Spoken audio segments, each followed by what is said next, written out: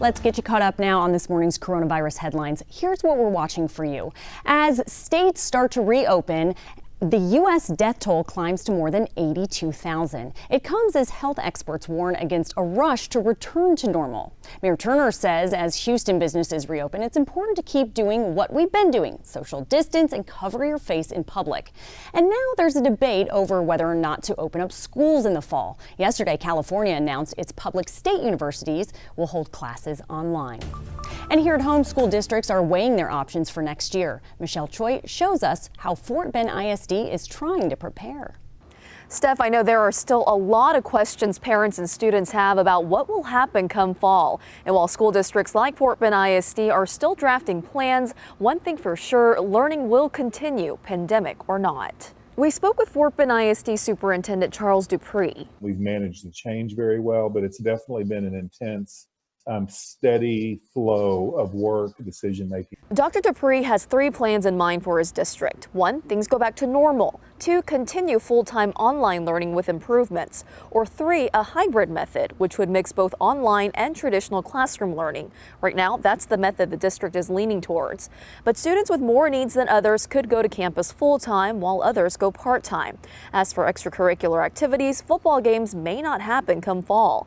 There could still be practices, but not games or performances. The Texas Education Agency is also considering changing the schedule next fall. The agency is looking at starting school earlier than usual, taking a longer winter break, and ending the school year later. As for graduation, some districts will be holding virtual ceremonies like HISD later this month. Fort Bend ISD plans on holding an outdoor ceremony sometime in June. A final decision will be made later this week. Guys, back to you.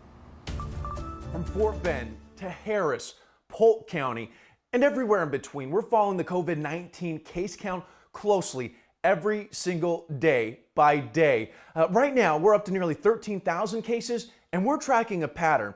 Just look at the info we've grabbed for you from area county health departments. We appear to have plateaued, meaning we're just not seeing that much change in the total number of cases day in and day out. Yesterday, we saw 338 new cases. When you follow the moving average, that number holds consistent with what we've seen. Of course, as we look at these cases, it's really important to remember that testing plays a key role in all of this. Let's take you live now to Washington, D.C., where the House is talking about a new plan that could put more money in your pocket. Democrats just proposed a $3 trillion relief package. The HEROES Act includes $1 trillion to help state and local governments. $200 billion of that will be for hazard pay for frontline healthcare workers. In addition to that, Americans would receive a second $1,200 stimulus check. The plan also forgives at least $10,000 in student loans. And finally, $75 billion would go to COVID-19 testing. The key to opening the door is testing, tracing, treatment, and social distancing. And we must do so in a way that reaches all Americans in a way that addresses the disparities we have seen. Democrats hope to vote on that bill as early as Friday. Permission or not, some Texas bars say they're going to reopen on Friday. They submitted a proposal to Governor Abbott, but he hasn't said yay or nay. Here is what is in that proposal, or actually, we're going to ask you a live survey question. Then we'll get to what's in the proposal. Do you think bars in Texas should be able to reopen on Friday? You can weigh in on khou.com/vote now or by using our mobile app. Now to the details. This is the proposal sent to Governor Abbott from the Texas Restaurant Association. The plan includes keeping parties 6 feet apart, no parties of more than 6 people, designating a health and safety manager who's on staff, having hand sanitizing stations available, as well as screening employees. When we put this question to you on our Facebook page, we saw really the same debate we're seeing around any question regarding reopening. You have a lot of folks who say, hey, open everything back up. But you have other folks who are concerned about maybe a second wave, or like James says, maybe it's time for that ice house concept to really make a comeback. He's not so sure about indoor bars quite yet. Now, KHOU did reach out to Governor Abbott's office for comment to see if he favors the plan. We have not yet heard back. Xavier? All right, Brandy, it'll be interesting to see what happens come Friday. All right, now to the day's other big stories, starting with more access to testing. This is in Fort Bend County. There are now 2 new free testing sites in the county, one at Gallery Furniture in Richmond, the other at Seven Lakes High School. You do have to schedule an appointment. Fort Bend County leads the state in per capita testing rates. But the right direction does not mean we have by any means total control of this outbreak. Dr. Anthony Fauci and other health experts testified virtually before the Senate Health Committee. Dr. Fauci says more outbreaks could emerge if states reopen too soon. Dr. Fauci's optimistic that they will likely have a vaccine in the near future. He says a second wave of the virus is possible in the fall, but he hopes that they will be able to deal with it. TDCJ is rolling out widespread testing for coronavirus in its prisons. It will be a test, an oral swab that prisoners do themselves. Results should be ready in a few days. The number of people flying out of Houston airports dropped 50% from March of last year to March of this year, and that trend will likely continue. Most major airlines are making changes, including requiring masks for passengers.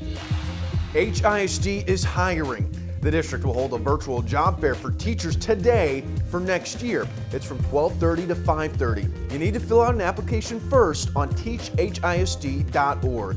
And those are the big stories on this Wednesday morning. We just told you about a proposal for a second round of stimulus checks, but a lot of you are still waiting for your first payment. So if you don't want to wait, there is one big step you need to take this morning. Stephanie Whitfield connects the dots.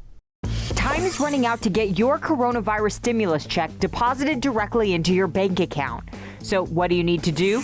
Let's connect the dots. In order to receive a direct deposit from the IRS, you have to go to its website, irs.gov, by noon today. If the IRS doesn't get your information in time, you'll still get a check. It'll just come in the mail and it might not get there until June. Individuals making less than $75,000 are eligible to get $1,200 from the federal government, with $500 added for each qualifying child. The government has already sent payments to 130 million people. This new deadline is for anyone who hasn't received their payments yet. But remember to be careful. Make sure you're going to irs.gov, not .com. And keep in mind, the IRS will not contact you directly for information about your stimulus check. And you don't have to hand over any money to get your check. The Better Business Bureau is warning that a lot of scams are popping up related in some way to this stimulus payment. Connecting the dots, I'm Stephanie Whitfield for H-Town Rush.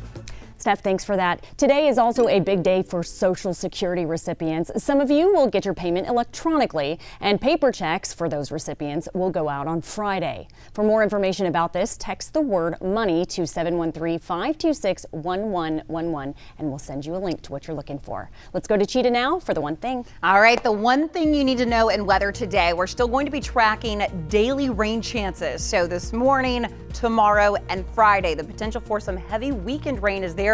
We will talk more about that in about 6 minutes. Cheetah, thank you. 5:10 your time. There's only so much you can do to stay healthy during the outbreak. What you need to do so you don't waste your money on supplements. Some cities in Texas saw a wild storm race through their area yesterday. We'll show you where 2 tornadoes touched down and the damage they left behind.